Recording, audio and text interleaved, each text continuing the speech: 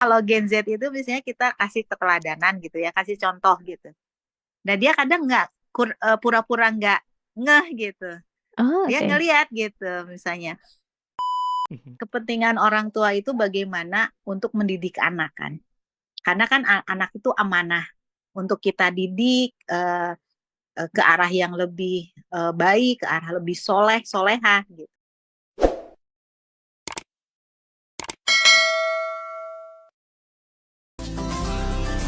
Sesaat lagi Anda akan menyimak Bincang Psikologi Keluarga.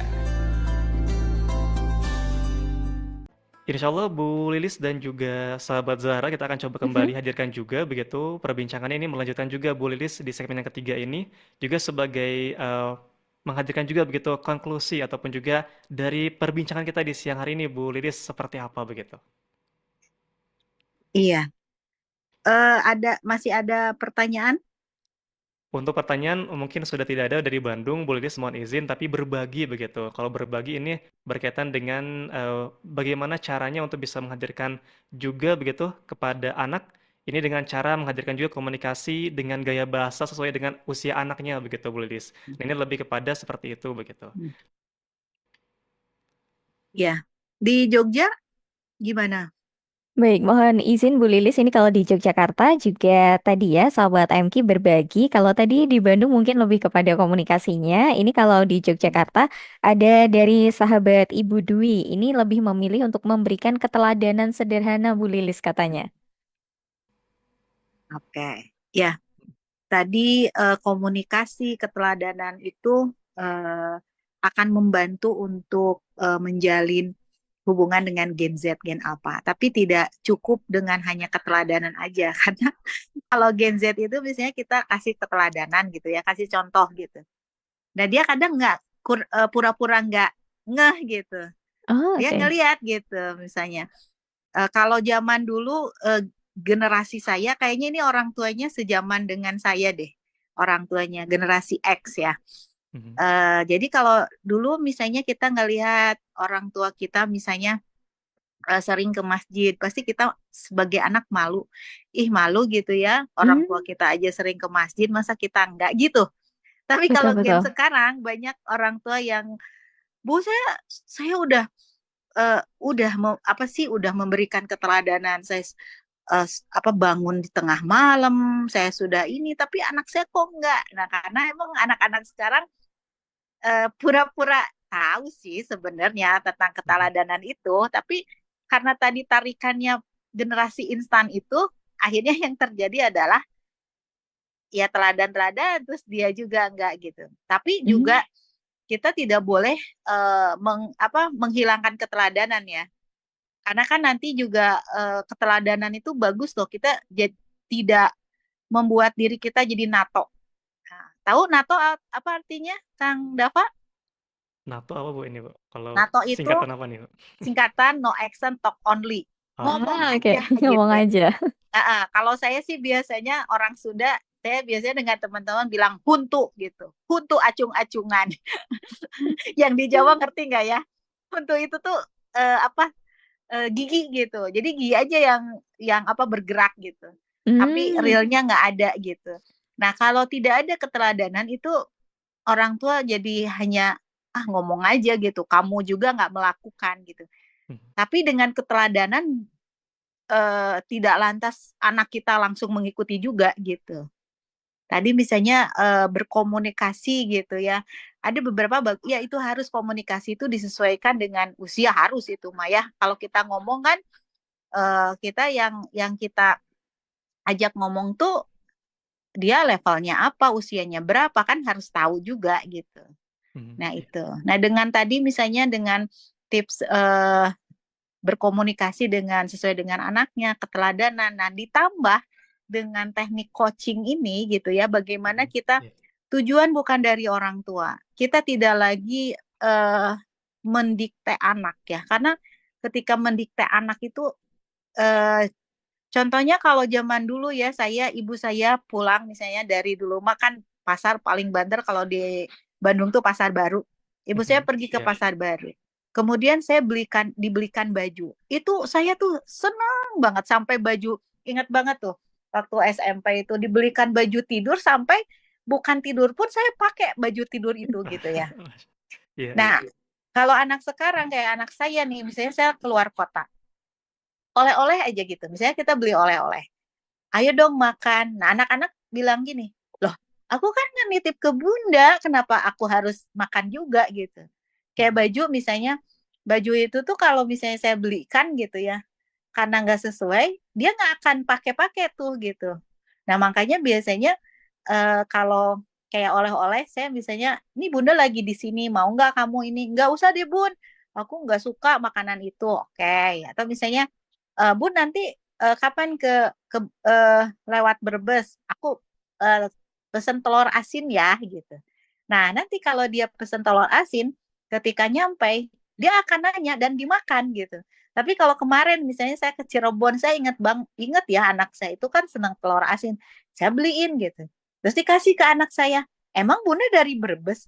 Enggak, dari Cirebon. Emang ada ya Cirebon telur asin? Ada gitu. Dan mereka nggak antusias gitu. Nah, nggak antusias makannya ya nanti aja deh bun. Terus udah gitu komplain. Kayaknya nanti kalau ke Cirebon lagi nggak usah deh beli telur asin kecuali kalau kita minta gitu. Nah, itu anak-anak sekarang gitu ya. Karena anak-anak sekarang itu lebih mudah digiring untuk motivasi secara intrinsik. Nah, dengan cara apa tadi? iya. Dengan cara mereka harus tahu tujuan apa gitu ya.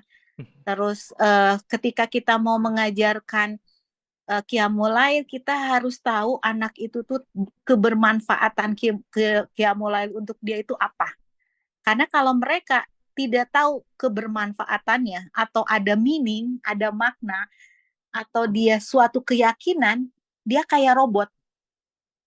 Nah, Iya. ketika kayak robot gitu, dia ketika pisah dengan kita, apa yang terjadi? Bebas gitu. Tapi kalau dia ada meaning, dia ada kebermanfaatan, dimanapun dia akan berusaha untuk tetap melakukan gitu. Nah, itu jadi tadi bagus, keteladanan ya perlulah ya. Kita sebagai orang tua jangan nyuruh anak terus gitu ya, tapi kitanya nggak ada. Kemudian tadi komunikasi juga, bagaimana komunikasinya ya disesuaikan dengan yang kita ajak bicara. Baik. Itu Kang Dava. Baik, mohon izin Bu Lilis ada satu pertanyaan mungkin ini juga menjadi penutup juga dan juga jadi akhir juga begitu Bu Lilis. Mohon izin, kalau tadi dari sahabat kita ini dari Bandung juga menyampaikan Bu Lilis, mohon izin, kalau tadi ada teknik grow begitu ya tadi disampaikan juga oleh Bu Lilis. Nah ini untuk sebagai orang tua berarti lebih kepada mengarahkan saja begitu. Nah kalau misalnya dari orang tuanya juga menginginkan ada sesuatu untuk anaknya sendiri gitu, tujuan yang dari orang tua sendiri ini harus seperti apa? Apakah juga harus sama-sama dibadamikan begitu Bu Lilis atau ini seperti apa begitu? Ya, eh, tentunya kan kadang juga masing-masing punya kepentingan ya. Saya sering berdialog dengan anak saya begini. Bunda punya kepentingan, kamu punya kepentingan. Kepentingan orang tua apa? Ini calon orang tua, tahu nggak? Kepentingan orang tua itu bagaimana untuk mendidik anak kan? Karena kan anak itu amanah untuk kita didik ke arah yang lebih baik, ke arah lebih solehah gitu. Nah, Kang Dava Ya. Mhm. apa misalnya? Baik, mohon izin tampaknya tadi terputus Bu Lilis. Ya, Bagaimana ya? jadi tadi terputusnya pas di kata-kata apa? Dari ketika Kang Dava aja tapi nggak Oh ada ya, suaranya sebelumnya. Ya. ya. Jadi anak pasti punya kepentingan kan. Tadi orang tua kepentingannya Iya. mendidik, dan anak punya kepentingannya apa? Kepentingan bermain, bersukaria kan? Iya. Ya. Nah, kepentingan itu sebenarnya bisa disatukan menjadi satu irisan. Kayak misalnya anak saya, kalian punya kepentingan untuk main gadget, dan kami punya kepentingan untuk mendidik. Jadi irisannya adalah kita buat aturan di mana kalian bisa bermain gadget dengan yang sudah kerjasama dengan kami, pekerjaan-pekerjaan kalian sudah dilakukan, silakan. Tapi ketika misalnya kalian pekerjaannya belum selesai, mohon maaf, kamu tidak bisa bermain. Nah, itu dua-duanya untung. Anak untung, orang tua untung. Makanya gampang sih ke anak. Kalau misalnya kalian kayak misalnya anak saya, Bun, boleh nggak aku misalnya main sama teman? Boleh, kalau tadi kepentingan Bunda sudah dilakukan. Kepentingan Bunda apa? Mendidik. Kamu tugas-tugas udah beres, tidak ada pelanggaran gitu ya, kerjasama dengan orang tua, mangga silakan dengan aturan yang sudah disepakati. Nah, itu yang nanti akan disamakan ya. Jadi kepentingan orang tua mendidik. Nah, ada lagi yang orang tua punya kepentingan anak saya pengen jadi sesuatu, jadi apa misalnya, jadi dokter, jadi apa Ya. misalnya. Nah, ingat bagi orang tua yang siapa sih, pasti orang tua juga. Saya misalnya saya sudah lama praktek di psikolog, alat-alat psikolog, istilah sudah punya lembaganya, bironya, punya alat-alat. Saya pengen ada penerus tentunya ya. Dan penerus yang paling enak itu kan paling dekat itu anak-anak kita. Tapi saya Ya. tanya lagi, apakah anak saya akan bahagia ketika dia mendalami psikologi seperti ibunya? Belum tentu. Nah, jadi akhirnya apa yang saya lakukan ya silahkan kalian hidup, kalian kalian bebas memilih cita-cita yang kalian nanti akan tentunya bahagia, punya talent gitu ya, produktif gitu. Ya. Nah, nanti saya akan harus menyiapkan ada penerus dari anak saya atau tidak, kan itu kan. Jadi Ya. ingat kita bagi orang tua yang saya itu dulu pengen jadi dokter, Bu Lis. Jadi karena tidak tercapai, anak saya aja jadi dokter. Ingat ya, ke Ya. puisi Khalil Gibran, anakmu bukan milikmu. Ya. Jadi anak kita itu bebas menentukan untuk tujuannya. Yang penting adalah goalnya tadi pendidikan ke arah yang anak kita lebih baik, soleha, dia lebih dekat dengan Robnya, dengan Allah, dengan Tuhan kan, ke orang tua kerjasama itu kan keinginan itu. Entah jadi apapun kan dia bisa gitu.